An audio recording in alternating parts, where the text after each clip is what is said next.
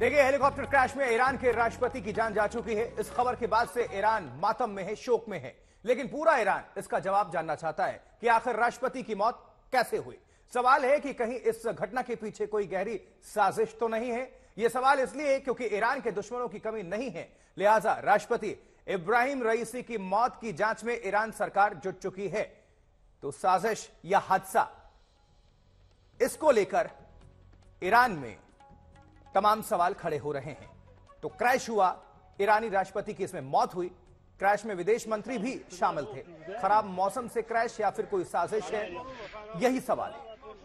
वहीं भारत ने भी इस मामले को लेकर अपनी संवेदना प्रकट की है, शोक प्रकट किया है। प्रधानमंत्री नरेंद्र मोदी ने ट्वीट करके, विदेश मंत्री ने भी, भारत के कई राजनेताओं ने, वहीं दुनिया भर से इस खबर के बाद शोक की लहर है। तो हेलीकॉप्टर में सवार सभी 9 लोगों की जान जा चुकी है। यह तस्वीर है, यही वो तस्वीर है। देखिए जरा, चॉपर क्रैश हुआ, सवार सभी 9 लोगों की जान जा चुकी है इस घटनाक्रम में। देखिए जरा, एक स्पेशल रिपोर्ट दिखा रहे हैं इसी पर आप।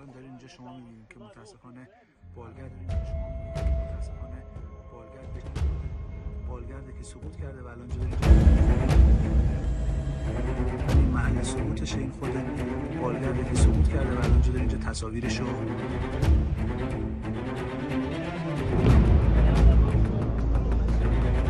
क्या साजिश की वजह से गई ईरान के राष्ट्रपति की जान?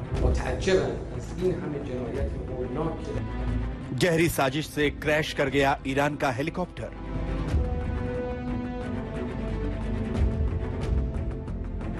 राष्ट्रपति रईसी की मौत के लिए कौन जिम्मेदार? राष्ट्रपति इब्राहिम रईसी अब नहीं रहे। ये मार्मिक खबर आई तो ईरान सदमे में डूब गया। राष्ट्रपति के साथ साथ विदेश मंत्री भी हेलीकॉप्टर हादसे में जान गंवा बैठे। लेकिन अब सवाल उठ रहे हैं कि क्या इस हादसे के पीछे कोई साजिश है? सवाल उठना लाजमी है। ईरान के उन दोस्तों की लंबी लिस्ट है जो अन्य देशों के लिए घातक है। उसमें लेबनान के हिजबुल्लाह हैं, इराक के शिया मिलिशिया गुट हैं, फिलिस्तीन के हमास हैं, तो यमन के हूती विद्रोही भी हैं जिन्हें ईरान हमेशा मदद करता रहा है।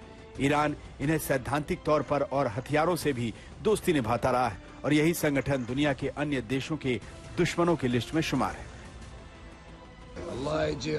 अभी बीते 13 अप्रैल को ही ईरान ने 300 से ज्यादा ड्रोन और मिसाइल से इजरायल पर एक साथ हमला बोला था। ये तस्वीरें पूरी दुनिया ने देखी। उस हमले के बाद से दुनिया ने ईरान और इजरायल में अदावत भी देखी। लेकिन सवाल है कि क्या ईरान की दोस्ती और दुश्मनी वाले समीकरण ही राष्ट्रपति इब्राहिम रईसी की जान के दुश्मन बन गए? ये कहना अभी जल्दबाजी होगी। मामला बेहद गंभीर है और ईरान ने अपना राष्ट्रपति खोया है, विदेश मंत्री भी गंवाया है। रविवार को घटना घटी। पहाड़ी की ढलान पर खाक हो चुके हेलीकॉप्टर का मलबा ईरान के करीब 9 करोड़ लोगों की उम्मीदों को भी राख कर गया।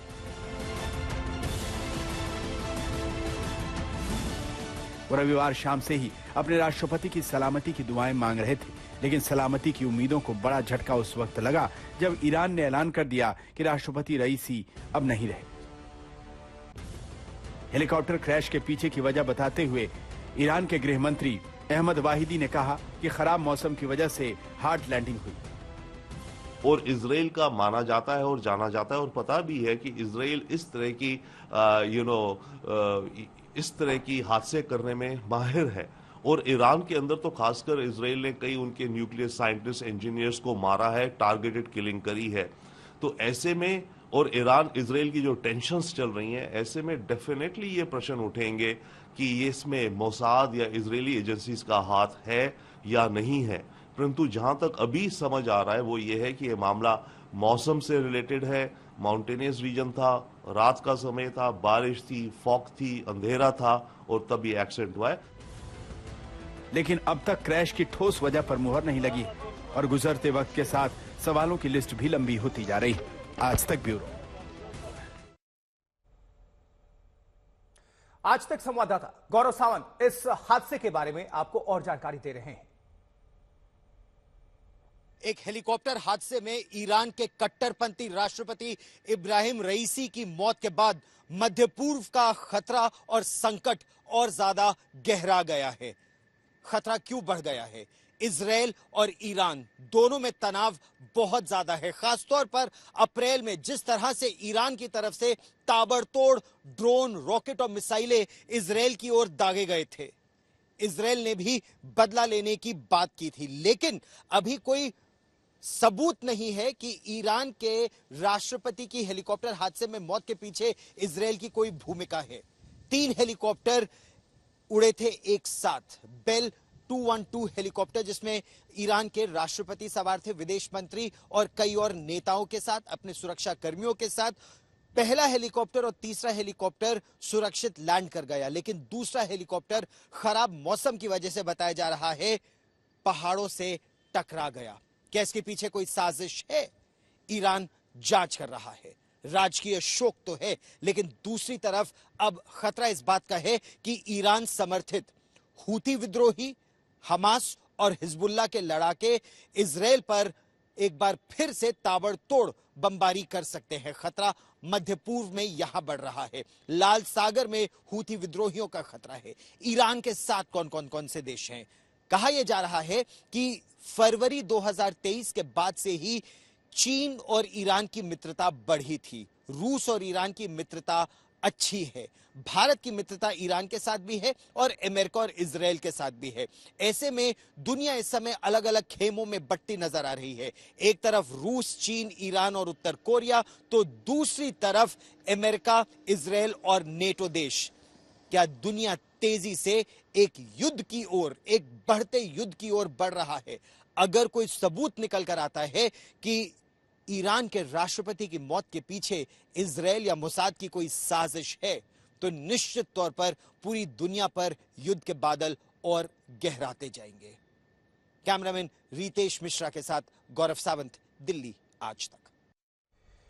इस घटना पर बातचीत करने के लिए और ज्यादा जानकारी आप सभी तक पहुंचाने के लिए हमारे 2 सहयोगी इस वक्त जुड़ चुके हैं, गीता मोहन और गौरव सावंत। गौरव, पहला सवाल वही जो अभी लाजमी है, हर जगह सवाल खड़े हो रहे हैं कि साजिश या फिर हादसा।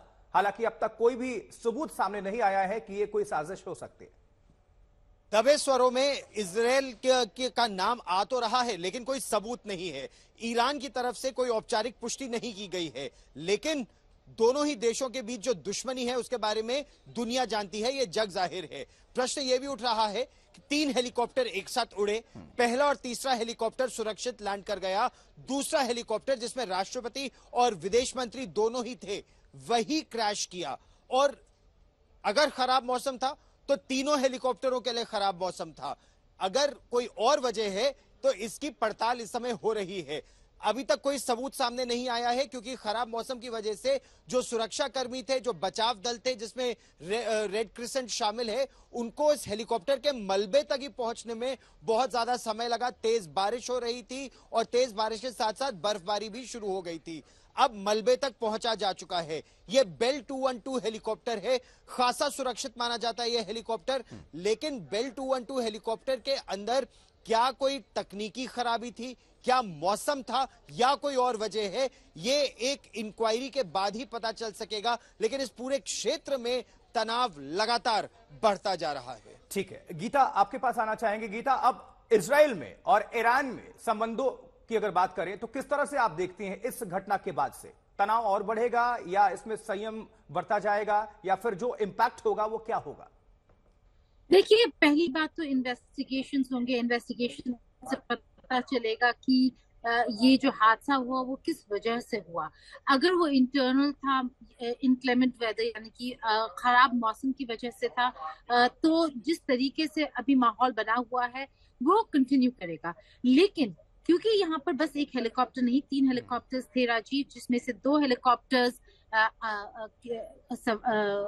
सेफली लैंड कर चुके हैं और उनके जो क्रू मेंबर्स हैं उनसे पूछताछ होने वाली है।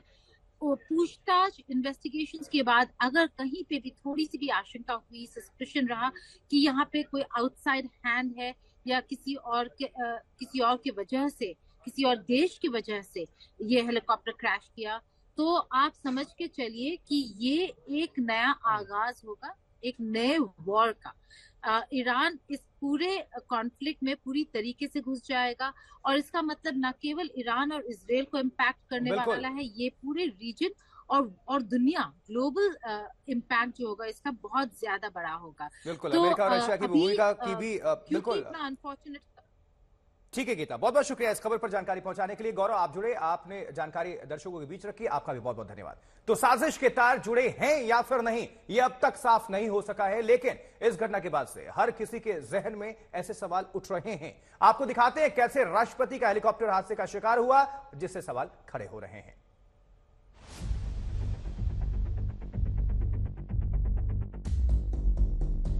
अजरबैजान से तेहरान के रास्ते पर एक पहाड़ी इलाका है बर्जिकान। जहां तक नजरें जाएं, दूर दूर तक पहाड़ियां ही पहाड़ियां नजर आती हैं और इन्हीं पहाड़ियों के बीच रविवार को धुएं का गुबार दिखा। संकट की घड़ी वाली इस तस्वीर के कुछ देर पहले ही राष्ट्रपति रईसी पूर्वी अजरबैजान की राजधानी तबरेज शहर की ओर हेलीकॉप्टर से रवाना हुए थे। वो अजरबैजान में किचकलासी और खोदाफरीन बांध का उद्घाटन करने पहुंचे थे। राष्ट्रपति के उसी कार्यक्रम से जुड़ा ये आखिरी वीडियो है। इसी कार्यक्रम के बाद हेलीकॉप्टर में सवार होकर विदेश मंत्री के साथ राष्ट्रपति निकल पड़े थे। लेकिन कुछ ही पलों बाद वो हुआ जो पूरी दुनिया के लिए अप्रत्याशित था। दुनिया भर में यह खबर फैलते देर नहीं लगी कि राष्ट्रपति इब्राहिम रईसी जिस हेलीकॉप्टर में सवार थे वो क्रैश हो गया है।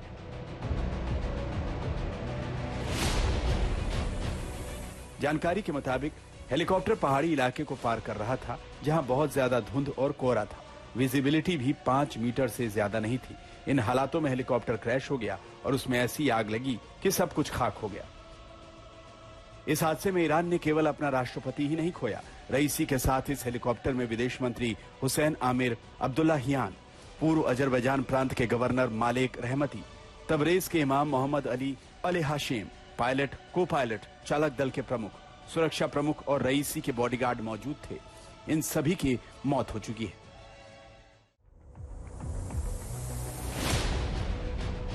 रईसी के हेलीकॉप्टर का फ्लाइट रेडार भी दिखाता है कि पहाड़ के ऊपर उनका हेलीकॉप्टर कई बार चक्कर लगाता है और फिर क्रैश हो जाता है।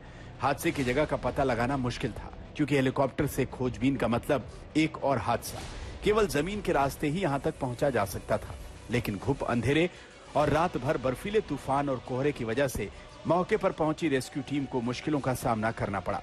इस बीच तुर्की की ओर से भेजे गए ड्रोन ने इस पहाड़ी पर सामान्य से अधिक तापमान दर्ज किया, जिससे उनकी लोकेशन का पता लग सका। जीपीएस कोऑर्डिनेटर की मदद से रेस्क्यू टीम यहां पहुंची। आज सुबह रेस्क्यू टीम को कामयाबी मिली। बचाव दल उस जगह पहुंचा जहां हेलीकॉप्टर का मलबा बिखरा पड़ा था। यहां शवों को निकालने का काम शुरू हुआ और इसके साथ ही ईरान ने राष्ट्रीय शोक का ऐलान कर दिया। ईरान के राष्ट्रपति की मौत के बाद दुनिया के कई देशों ने शोक जताया, लेकिन ईरान के लिए दुख की इस घड़ी के बाद भी रईसी की जगह को भरने की चुनौती है। माना जा रहा है कि ईरान के उपराष्ट्रपति मोहम्मद मुख्बार राष्ट्रपति पद संभाल सकते हैं। खबर है कि सर्वोच्च नेता अली खामेनी ने भी इसकी स्वीकृति दे दी है। ईरान के संविधान के अनुसार 50 दिनों के भीतर नए राष्ट्रपति का चुनाव किया जाना चाहिए। फिलहाल ईरान अपने राष्ट्रपति के इंतकाल के बाद शोक के समंदर में डूबा है। आज तक ब्यूरो। और ईरानी राष्ट्रपति की मौत के बाद दिल्ली स्थित दूतावास पर ईरान के झंडे को आधा झुका दिया गया है। इब्राहिम रईसी की मौत के बाद ईरान में शोक की लहर है। ये दो तस्वीरें आपको हम दिखा रहे हैं। चॉपर क्रैश हुआ और ईरानी प्रेसिडेंट समेत जो भी चॉपर में 9 लोग सवार थे, सभी की जान जा चुकी है। और यही ईरानी दूतावास दिल्ली स्थित आप देख पा रहे हैं। आधा झंडा जो है पूरी तरह से ये झुकाया गया है।